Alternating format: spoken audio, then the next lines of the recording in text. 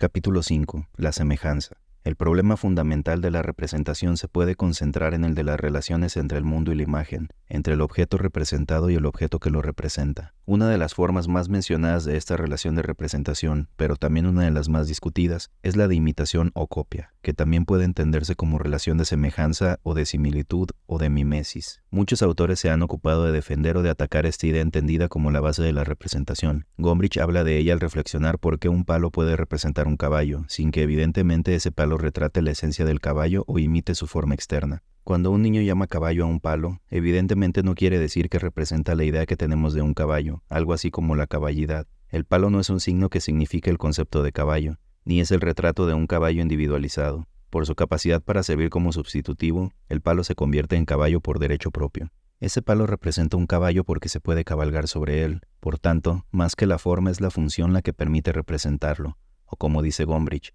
no la función sino el aspecto formal que cumpliría los requerimientos mínimos para realizar la función.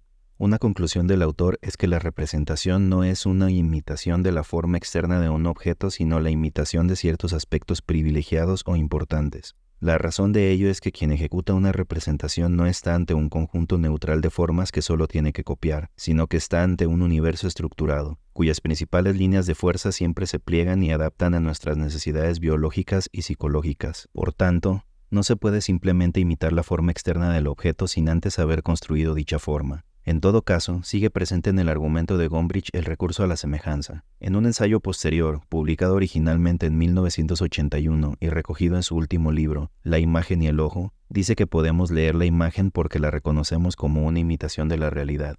Y más adelante afirma que las imágenes de la naturaleza no son signos convencionales, sino que muestran una semejanza visual real, no solo a nuestros ojos o a nuestra cultura, sino también a los de los pájaros y bestias.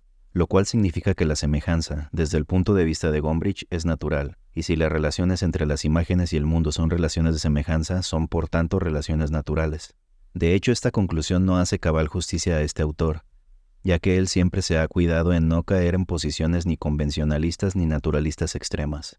En su libro Arte e Ilusión, su tesis respecto a este punto se puede dividir en dos partes. La primera dice que toda representación es convencional, porque hasta en la fotografía, que es la imagen más analógica, pueden introducirse variables por medio del uso de lentes, filtros, tipos de películas, reveladores, etc. Pero la segunda parte sostiene que, aunque sean convencionales, hay unas más naturales que otras, como es el caso de la perspectiva, la cual será revisada adelante.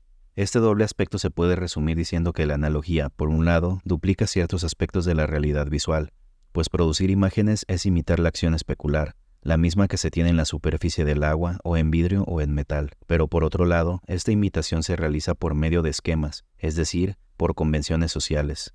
En el aludido ensayo de 1981, Image and Code, Gombrich concluye que reconocer una imagen es ciertamente un proceso complejo que pone en acción muchas facultades humanas, tanto innatas como adquiridas, pero sin un punto de partida natural, nunca habríamos adquirido esa habilidad.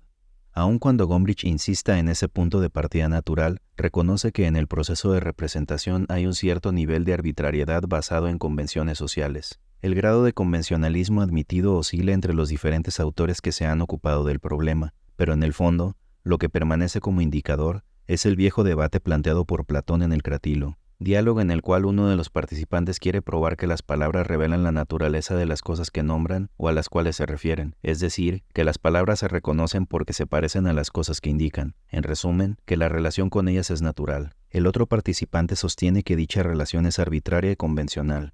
Esa distinción entre las representaciones en general como naturalmente reconocibles porque son imitaciones y las representaciones basadas en convenciones ha estado presente de diversas maneras y con diferentes nombres a lo largo de los últimos 25 siglos, y podemos simplificarlo con los nombres de naturalismo y convencionalismo, o realismo y relativismo.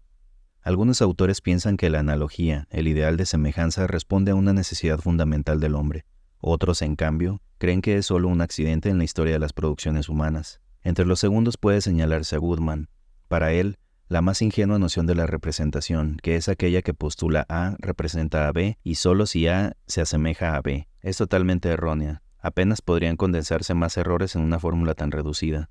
Uno de sus argumentos es que representación y similitud difieren profundamente. La semejanza es reflexiva. Un objeto se asemeja en grado máximo a sí mismo, y es simétrica.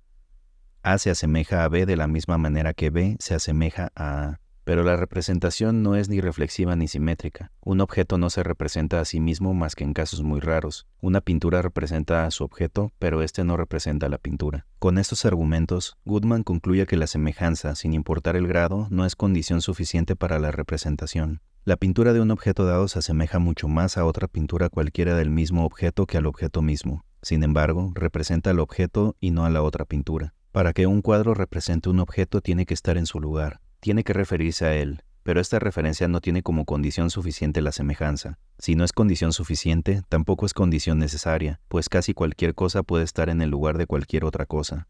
Otra noción importante que Goodman pone en cuestión es la de imitación o de copia. ¿Qué significa copiar un objeto?, se pregunta. En el caso de un retrato, por ejemplo, el objeto que está delante de mí es a la vez un hombre, un enjambre de átomos, un complejo de células, un violinista, un amigo, un loco, y muchas cosas más. Si ninguna de ellas constituye el objeto tal cual es, ¿qué lo constituye?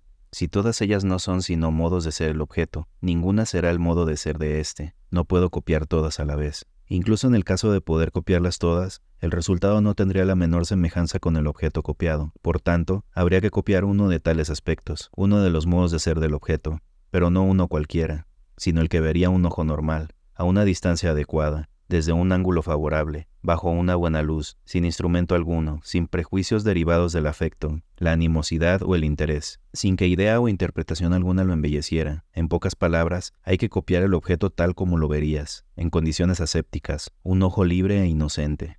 Pero como ya se ha visto en páginas anteriores, Gombrich insiste en que tal ojo inocente no existe, pero aunque existiera, en contra de la esperanzada creencia de muchos artistas, el ojo inocente que mira el mundo como por primera vez no lo vería en absoluto. Se abrazaría bajo el doloroso impacto de una mezcla caótica de formas y colores. En consecuencia, no puede sostenerse la idea de que la representación es una copia desde el momento en que no se puede decir qué es lo que debe copiarse, ni el modo de ser del objeto, ni todos los modos de ser, ni la manera como lo vería un ojo inocente.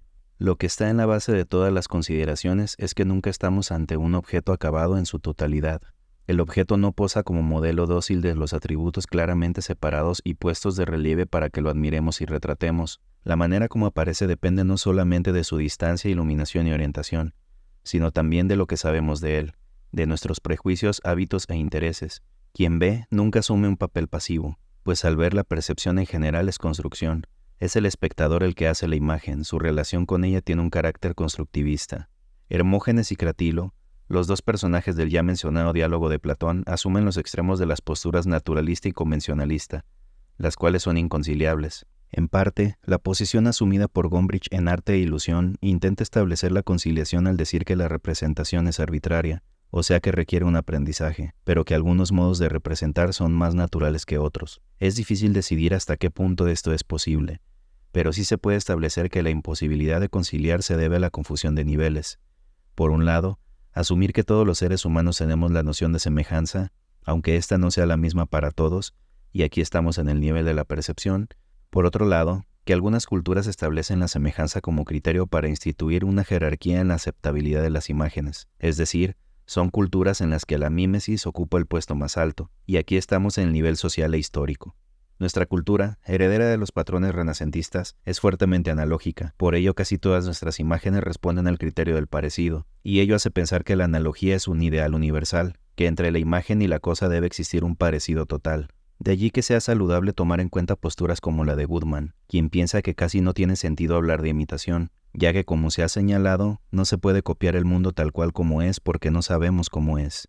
Incluso, cuando fuera posible hacerlo, el parecido no sería ni necesario ni suficiente para que existiera la representación.